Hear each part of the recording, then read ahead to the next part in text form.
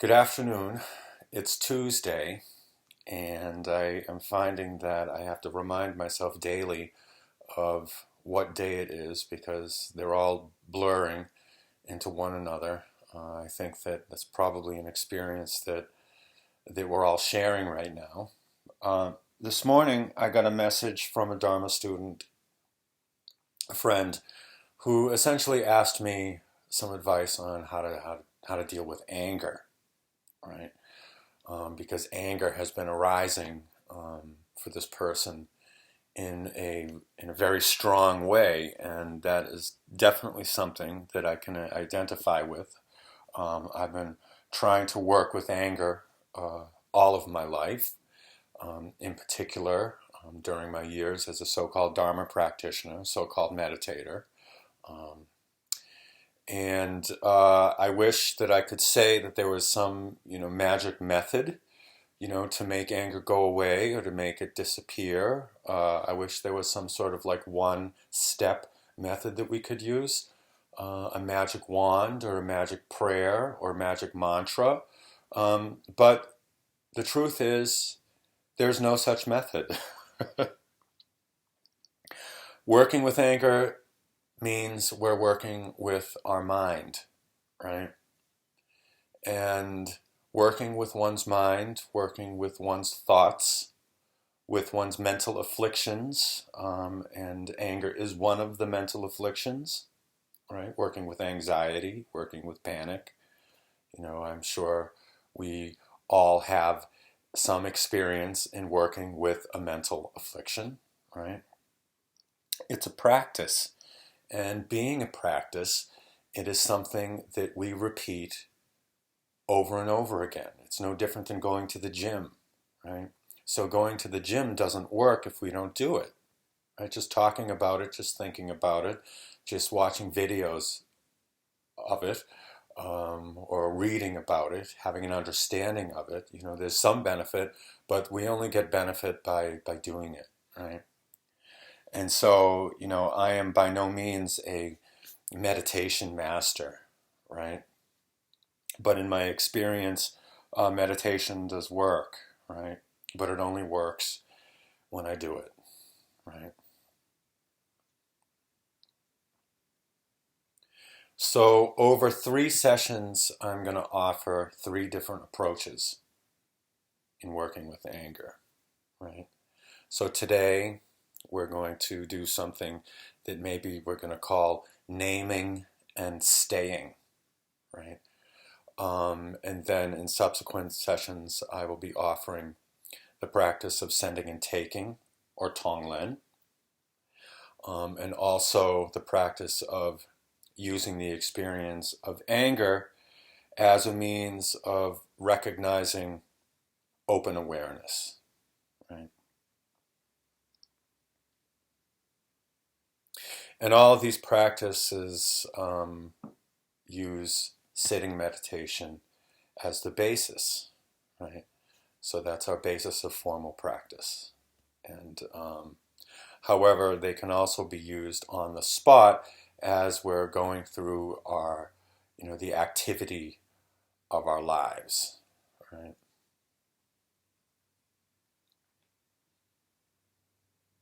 And so we'll begin with just a few moments of sitting meditation. And I will give the instructions of resting the mind on the breathing, but also counting the breaths, right? So we're going to rest our attention on the out breath, right? And we're going to count each out breath. So with our mind, we're going to count the out breaths. We're going to count 10 of them. 1, 2, 3, 4, and so on until we get to 10. And then we're going to go back to 1. So we're counting the cycles of the breath, right? One of the reasons why I emphasize counting the breaths is because often, particularly in times of crisis or in times where the mental afflictions are arising in a very strong way, right? Or when our thoughts are crazy, right? We need to give the mind something to do, right? So we need to give it a job, right? So in this case, the job that we're giving the mind is to be with the breath, but also count the breaths, right? And so with our mind, we're doing the counting, and with the mind, we also hear the sound of each number, right? So our minds are reciting each number, but also listening to the sound of each number while resting on the out breath. Okay, so we're giving our mind something to do. Okay? And again, when we recognize that we've been distracted, right? Distracted by what? Distracted by thoughts. We get lost to thought, right? And so when we recognize that we've been lost to thought, we pause. With our mind, we pause. And we gently and clearly say to ourselves, with our mind, thinking. So regardless of the content of the thought, it's just thinking.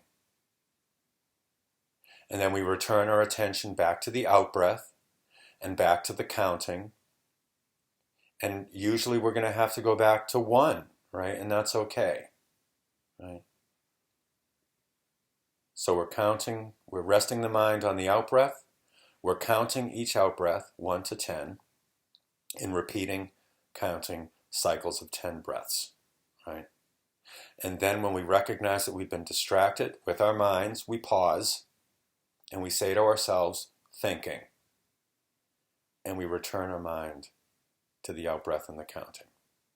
So we'll meditate like this for a few moments.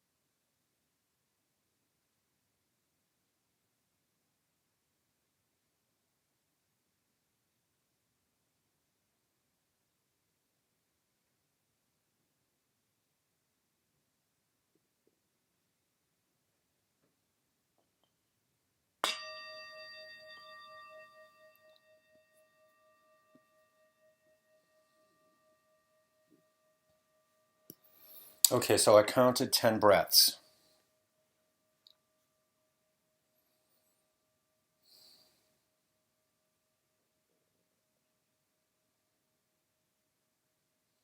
And so this first method of working with anger, we could call naming and staying, right?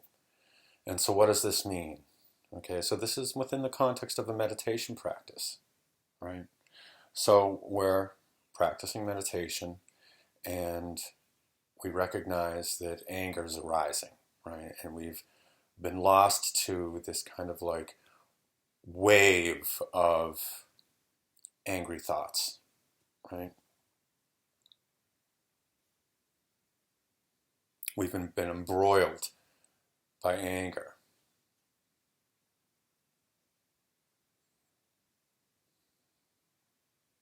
And so then what do? We've been lost to anger.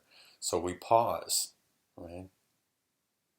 And we may say to ourselves, anger, right? So we've recognized that we have anger arising, right? So that's the naming aspect of it.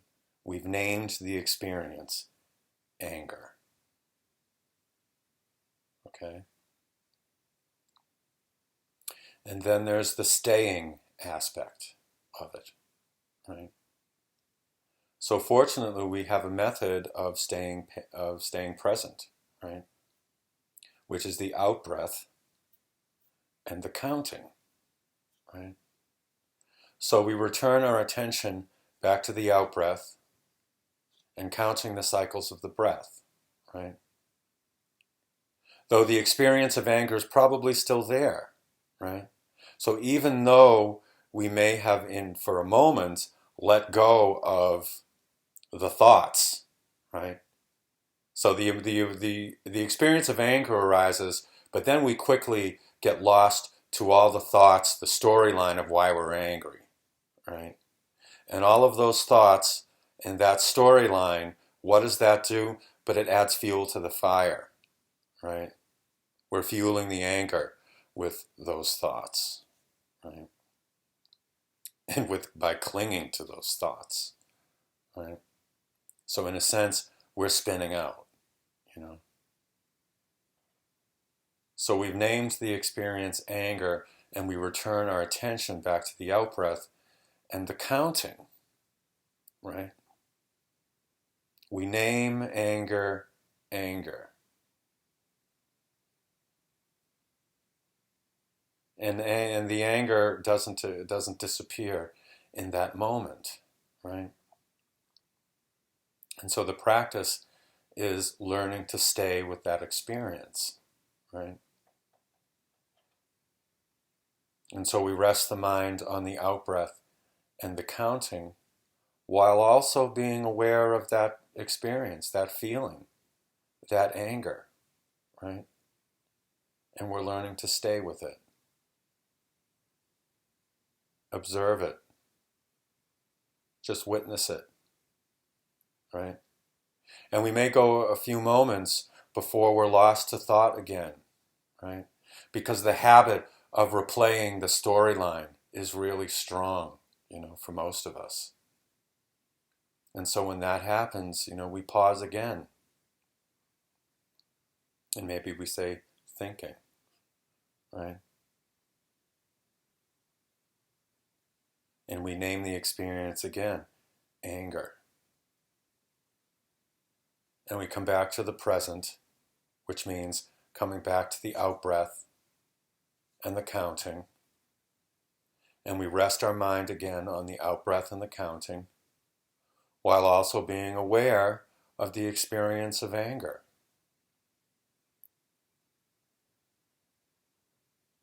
So what we're doing is we're developing our capacity to stay with the experience without spinning out, without clinging to the experience, without adding fuel to the fire, right?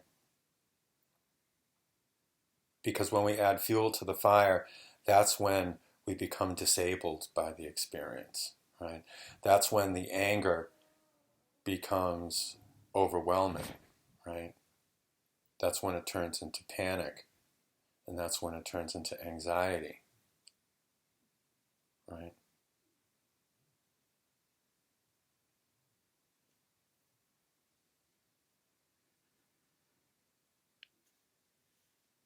And so we're going to spin out, you know, it's our habit to spin out, and that's okay, right? So within the context of meditation, we recognize that we have spun out, and we pause, and we're gentle with ourselves, and we bring our mind back to the present, back to the out-breath, and back to the counting.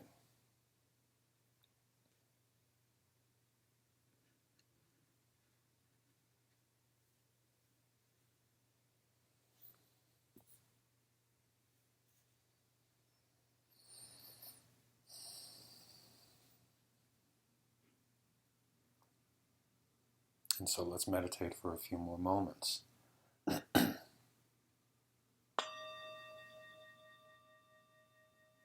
Again, we rest the mind on the out-breath and we count the cycles of the breath, 1 to 10. When we recognize that we've been carried off by thoughts, we say thinking. Or when we recognize that strong anger is arising, we name it, anger. And in that moment, we bring our mind back to the out-breath and the counting. And so let's meditate in this way for a few more moments.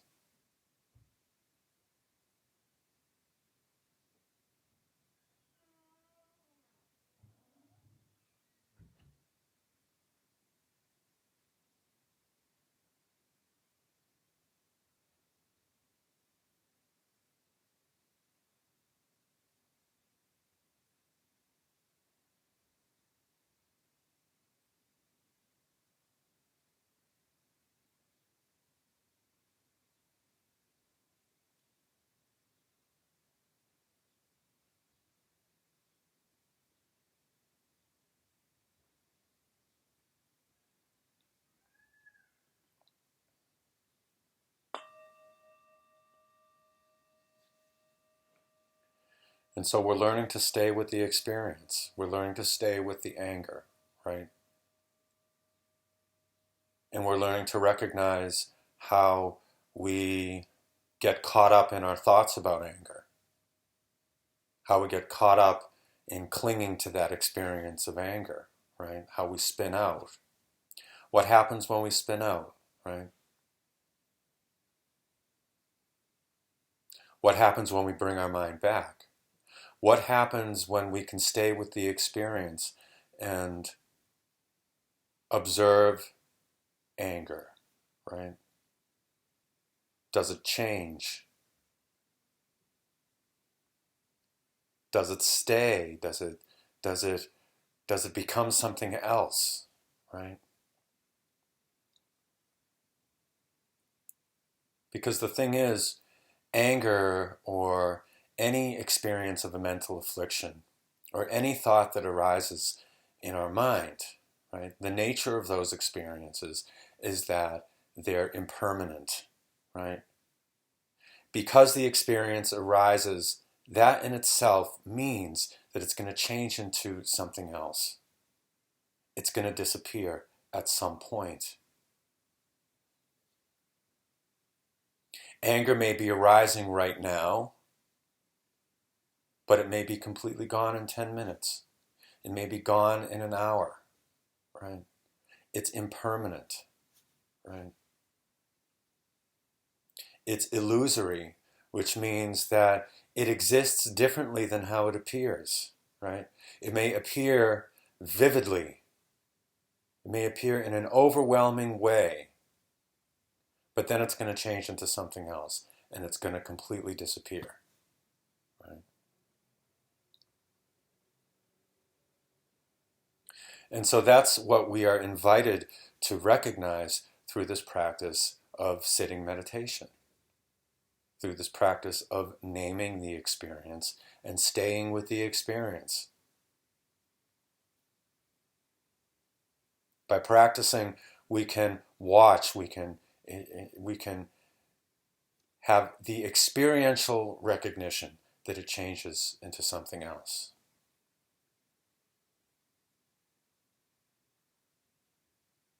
And that has the capacity to take some of the sting out of the experience, right? It shows us that we have some choice. And it shows us that we're really not stuck.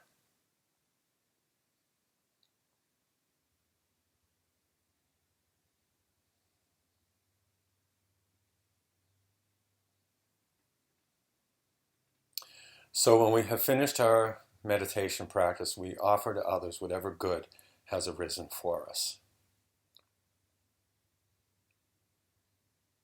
And we remind ourselves to bring the spirit of practice,